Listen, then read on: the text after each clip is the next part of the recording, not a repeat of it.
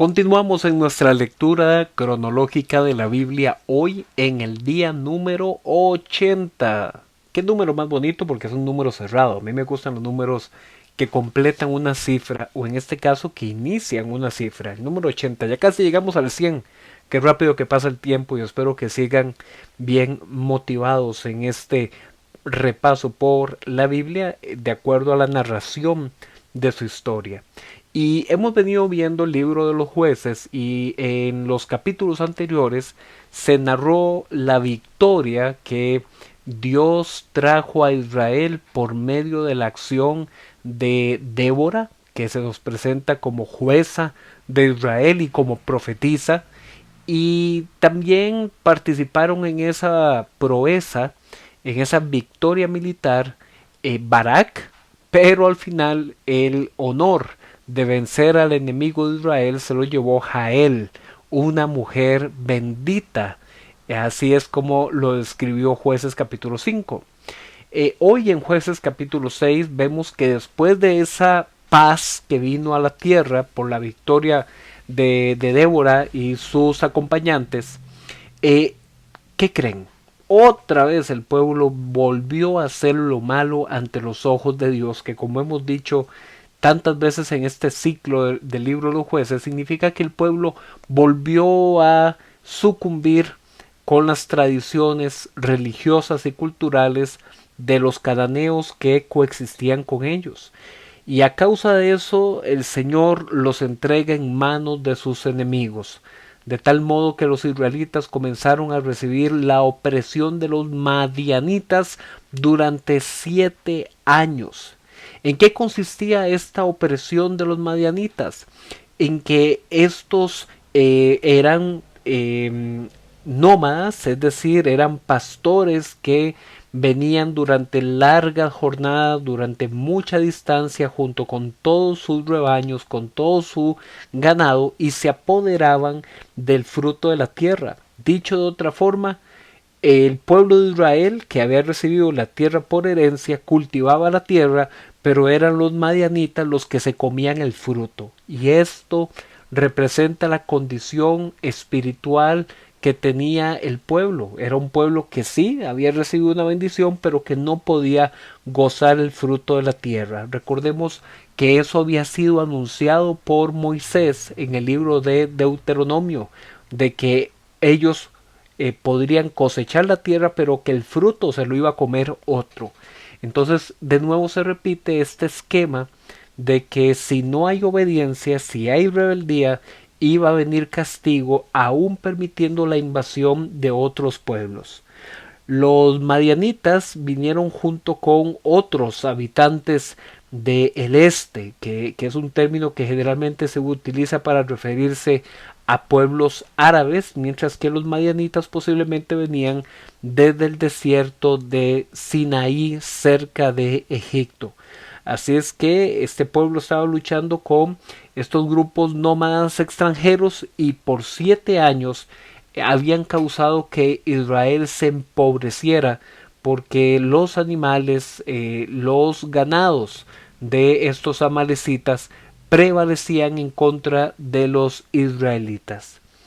Ante esto el pueblo clamó buscando la misericordia de Dios y Dios entonces levantó a un nuevo juez libertador que se llamó Gedeón.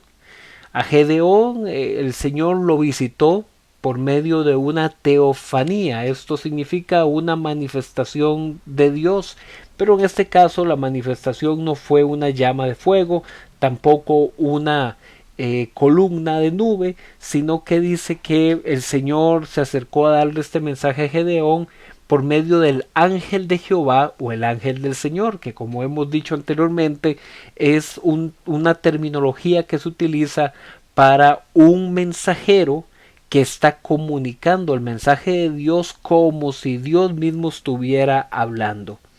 Aquí este ángel de Jehová, este mensajero, le ordena a Gedeón que lo primero que tenía que hacer era derribar el altar que estaba en posesión de su padre con figuras de Baal y Aserá o Asherá. Estas figuras que, como ya hemos dicho en capítulos anteriores, representan a las principales deidades masculinas y femeninas que adoraban los pueblos cananeos.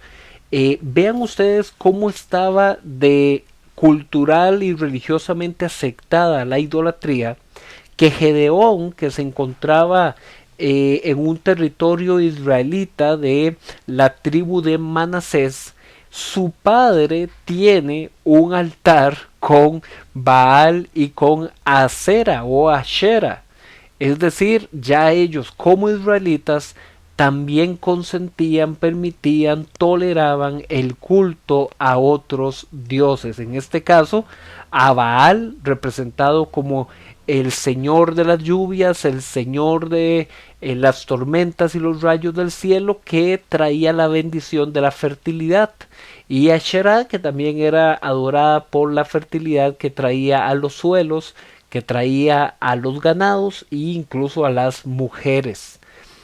Por este motivo es que entonces los israelitas veían a Dios, veían a Jehová, sí, como un Dios que los había liberado, pero a los que había liberado de Egipto era a esa generación antigua, a sus tatarabuelos, ¿verdad? Ellos necesitaban deidades más cercanas, deidades que estuvieran ahí cerca de ellos para traerles la bendición de la fertilidad.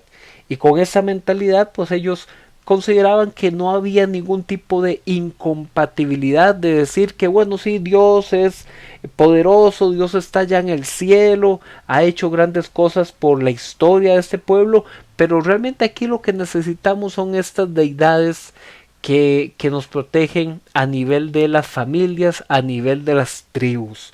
Entonces realmente vemos que Israel aquí no tenía ningún monoteísmo establecido, sino que en Israel ya era consentida en esta época una forma politeísta, cultural y religiosa.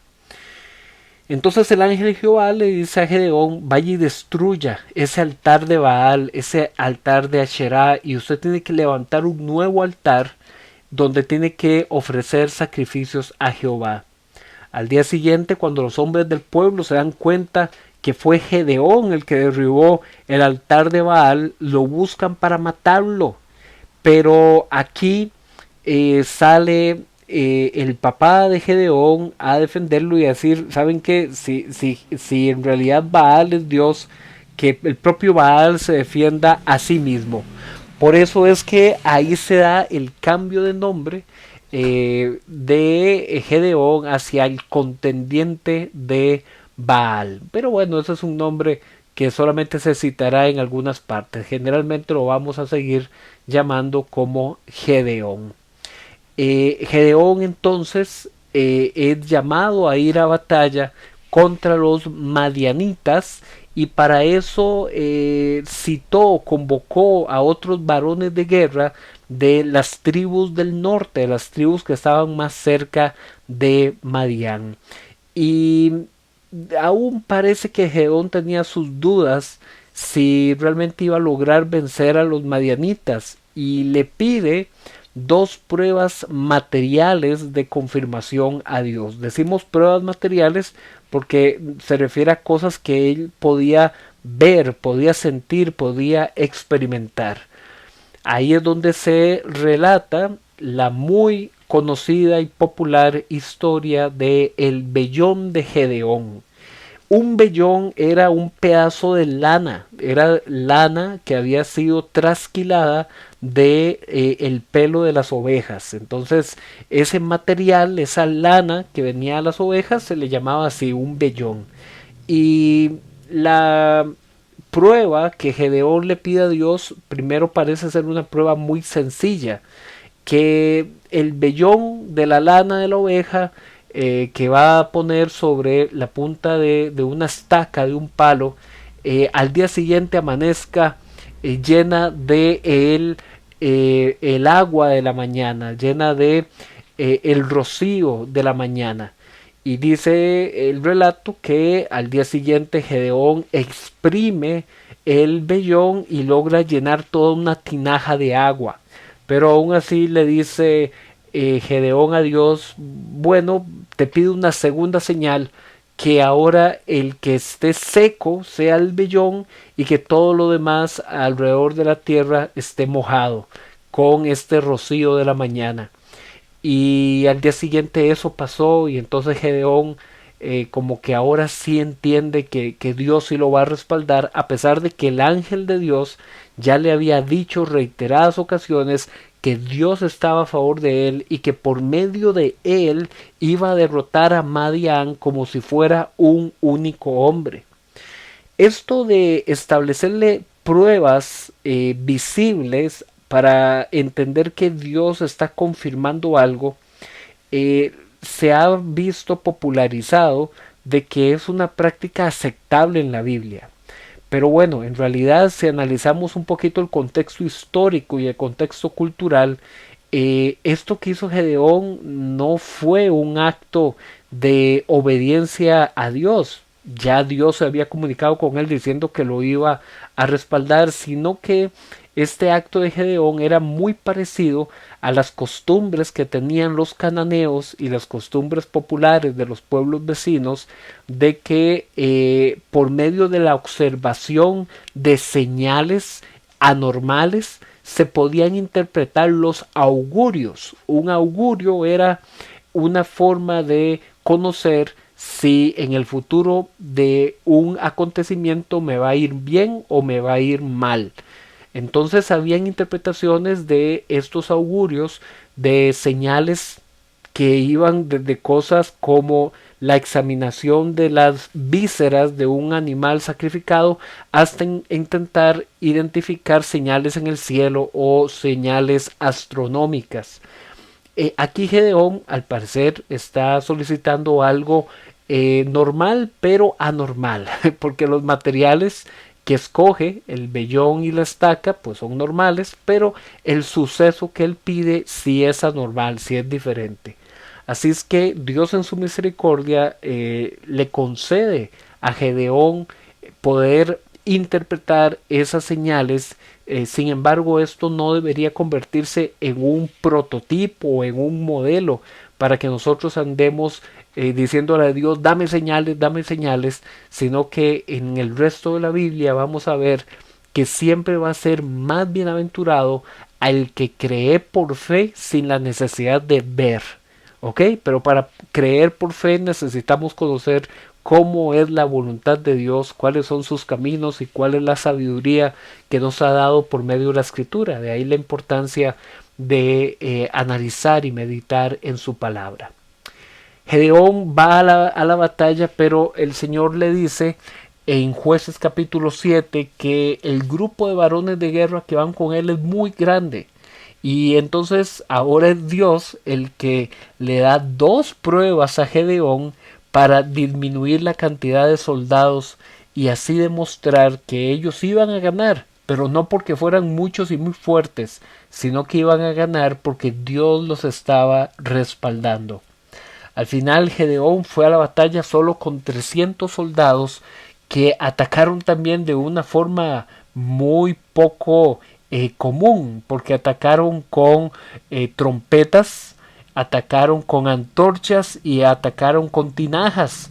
Esta forma de ataque, digamos, que llamó mucho la atención, pero no fue un ataque violento, y eso generó una gran confusión entre el campamento madianita, tanto que los propios enemigos estaban levantando las armas los unos contra los otros y los israelitas aprovecharon esa confusión para atacar y lograr prevalecer en contra de los madianitas y de esta forma recuperar incluso mucha parte de las tierras que este campamento enemigo se había apoderado.